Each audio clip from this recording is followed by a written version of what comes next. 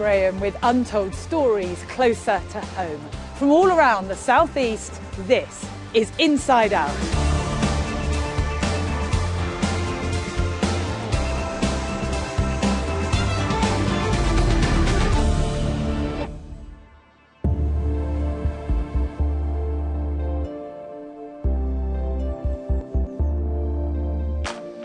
Hello. In an ideal world, every child would have a happy, healthy and safe upbringing in their own home with their own family. In reality, though, many children are born into so-called problem families. But is our social service system too quick to take children into care and have them forcibly adopted? It's a hugely controversial issue that's dividing experts, politicians and families. Now Europe is looking at whether it does happen here too often. Rachel Royce reports. Forcible adoption is the most draconian outcome in United Kingdom law since the abolition of the death penalty. There's not a day that you don't think about them or wonder where they are or if they're all right, or am I doing enough to fight to get them home? What more can I do? People lose sight of what actually matters, and the whole point of social services is that it is meant to support families in the community. It is meant to help families stay together, and in the UK it is very much doing the opposite. We are obsessed with adoption, that it is seen to be best to get a child taken from a family and adopted, rather than doing what's best for the child. They say it's the worst thing that can happen to a mother, to lose a child. But what happens when it's the state that takes your baby? We don't get no justice! Some of these women campaigning outside the High Court in London have had their children taken. They're angry about the policy of adoption without the parents' consent, or as they call it, forced adoption. Britain has one of the highest rates of this type of adoption in Europe. And this begs a key question that's now being asked by campaigners, experts and politicians both here and in Europe. Are British family courts too quick to take children from their families? And when it comes to forced adoption, is Britain right and the rest of Europe wrong? There are, of course, good reasons why a social worker might want to remove a child from their family. The shocking case of Victoria Climbié, a 7-year-old girl tortured and murdered by her guardians in 2000, was followed 7 years later by the murder of Peter Connolly, otherwise known as Baby P. Both deaths showed the tragic consequences of not taking action. Since Baby P, the number of children taken into care has risen steadily each year, and adoptions reached their highest level ever recorded last year at 5,050. Around half were forced adoptions. So has the pendulum now swung too far? Most parents who come under the radar of social services will have problems within their family, perhaps emotional, but at what point do those problems mean that a child should be removed? We've come to Hastings to meet Dr. Peter Dale, who worked for many years as a risk advisor for the NSPCC. He believes the system is now taking too many children from their parents. There's been a very strong tendency in local authorities to conclude too rapidly, in my view, that the families can't provide sufficient care and that the children are supposedly at unacceptable risk, and to move much too quickly in the direction of removing the children and deciding they can't return and placing them for forced adoptions. In Britain, adoption is a permanent solution. The parents and their children are separated forever and all contact is severed. You're giving her kisses. A fate that spurred hundreds of families to leave Britain and start a new life abroad, hoping for more lenient treatment under other jurisdictions. We've come to France to see a mother from East Sussex who fled here when she was pregnant to avoid having her baby taken at birth. Originally from Hastings, Gina Holcombe-Jones now lives near Nantes with her partner Tommy. They both have cleaning jobs. When we filmed her last year, she was coping with a very difficult past. Gina has 6 children, but only one, Ruby, the youngest, lives with her in France. The other 5 children were removed by social services in England because of domestic abuse against her. Gina says that since we last filmed, things have improved. French social services are no longer worried about her family. We can't fault them in any way whatsoever. They've been compassionate, they've been understanding, they've had empathy, spoken to us like we're actually human beings. You don't feel like you're being picked apart by them or attacked. In England, you feel they do. They tear you apart until you're nothing.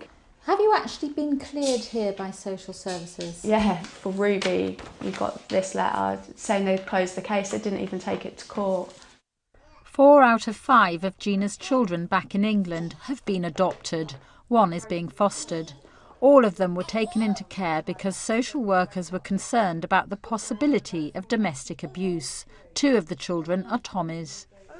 At the end of the day, the primary reason your children were taken, according to social workers, is fear of violence within your family.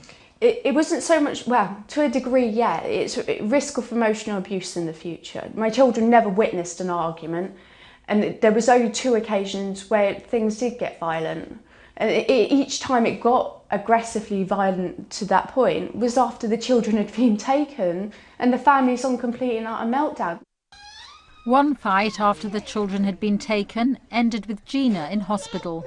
Tommy served a prison sentence for that attack.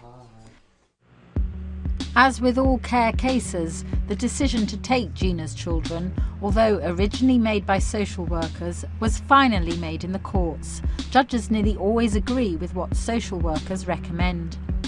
Recently, the whole process of making decisions in the court about a child's future has speeded up, so the process should take only 26 weeks. Mark Kerr, who's written a PhD research paper on children in care at the University of Kent, believes it's not long enough. Sometimes it can take a long time for parents to be able to demonstrate that they can parent a child. In my research, I've come across cases where actually following an adoption, they actually a year or 2 later would have been able to successfully parent that child. So the idea that you can make these decisions quickly, it is, I think, very risky in terms of making errors of judgment. The new timescales and recent changes to legal aid have had consequences for parents fighting to keep their children in the family courts. Piers Presdy, a QC who specialises in family law, says the legal profession is worried. Whilst the care proceedings are ongoing, they're entitled to legal aid. Once the care proceedings have terminated, they don't have that automatic right to legal aid. And so the real concern, and it seems to be being expressed at the highest level, is that there are parents who are effectively trying to fight their child being removed in those circumstances who are being denied representation. Well, I've got this number of replies. John Hemming MP campaigns on behalf of families fighting social services. At the moment, the system is going wrong a lot of the time. My estimate always was that over 1,000 children per year were wrongly adopted, and actually more recently, with a different approach to the law, in the sense that people approaching the law the way it should have been approached, the number of placements has gone down quite substantially. But I still think there are many, many wrong decisions that are in the long term very damaging for the children.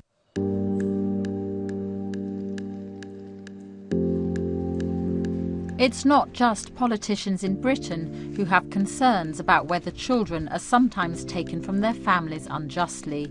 The issue's been investigated by the Council of Europe. It published this report last week that recommends avoiding what it calls abusive practices. These are listed as frequently severing family ties completely, removing children at birth, and adoptions without parental consent. The report points out that England and Wales are really unique in Europe for placing so many children for adoption.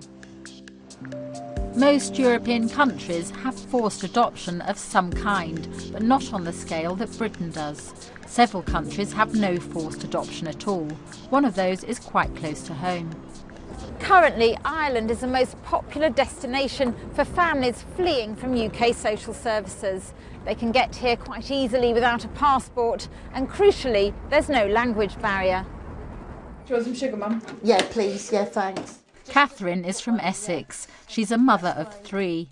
When I met her last year, she was pregnant and had just arrived in Ireland, fleeing UK social services for fear that they were about to take her children and place them into adoption.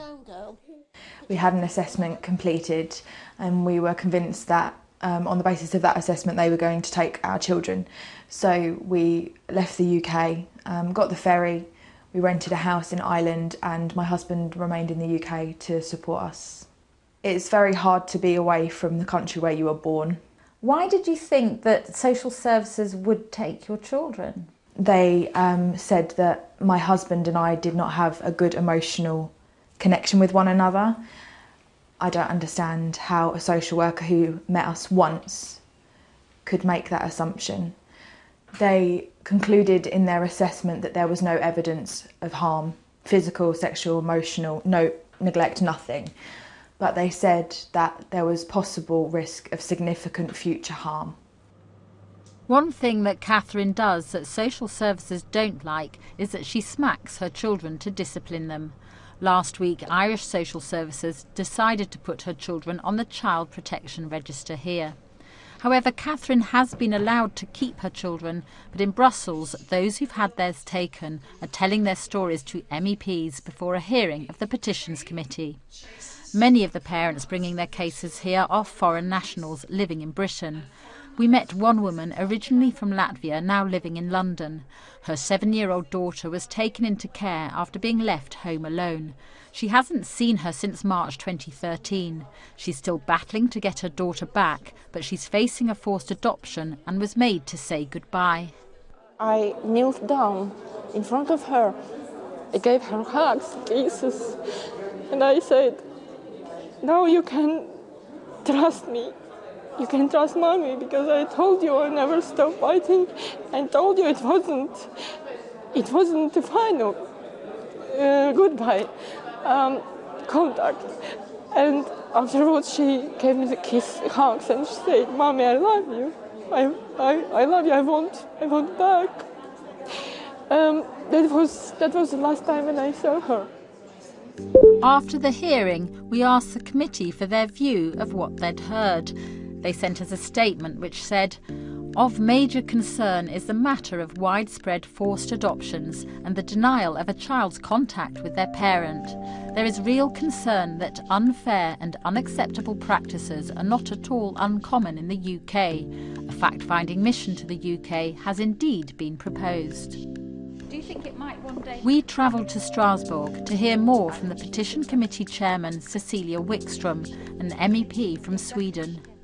We have been aware of an increased number of forced adoptions, and that is of huge concern. In the Charter of Fundamental Rights, we can see in article by article that what is happening, especially in these cases on children and child custody, goes against the Charter of Fundamental Rights, which is not legally binding, but it's a matter of principle for the member states to follow. And it is a fundamental right to be a parent. We did request an interview with the Children's Minister Ed Timpson over what he thought of European concerns about forced adoption in the UK. He wasn't available for comment, but his department gave us a statement. The ultimate decision to remove a child from their family rests with the court, who are independent and outside of government or local authority influence. The law is also crystal clear that this should only happen when they are sure children are suffering or likely to suffer significant harm.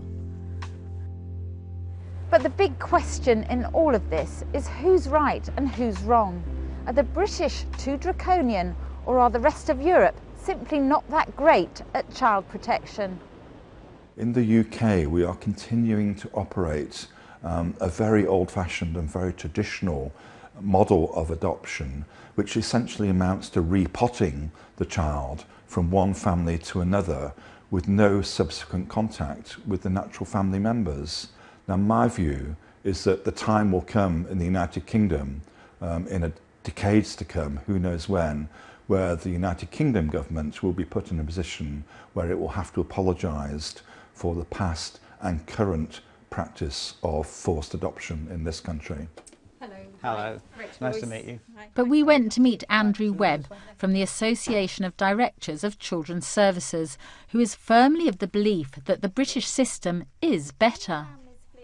The criticism of our adoption system isn't based on any evidence that I can see that relates to children and their outcomes. It's more a concern about whether parents should be given more chances than they're given in this country. And I would say the British system, which by many measures is one of the safest systems in the world to grow up. If you're a child, you have better chances here than in much of Europe. Fewer chances of being killed by your parents, for example. The child homicide figures in other countries are much higher. So we have a generally safe system. But we also have a system which doesn't believe it's infallible. We challenge the decisions that are taken at every step. East Sussex Social Services can't comment on individual cases, but they did tell us that they're concerned about parents fleeing the country, as it could leave both mother and child at greater risk. Where are the parents in all this? Do social services not have any kind of responsibility for their well-being whatsoever? The parents' well-being is important, but the child's interests are paramount. So if we have to make a decision between the short-term interests of the parents and the long-term interests of the child, the law is quite clear on that. We have to make the child's interest paramount. While a better safe than sorry attitude is one way of deciding the best interests of the child, there's no question that forced adoption is leaving many parents feeling helpless and bereft. Gina still buys presents for her children every Christmas and for each of their birthdays, even though she knows she may never see them again. I've kept every last thing of theirs, even down to the smallest little bit of paper that they might have held. It's hard because it's all there, but I don't want to go through it because I don't want to lose the smells of clothes and stuff. I try and keep it locked up as securely as possible, so when I do get that moment where I really can't cope and I don't want to live no more, that's what gets me through. Is I'll open a box and I'll smell their clothes and I'll remember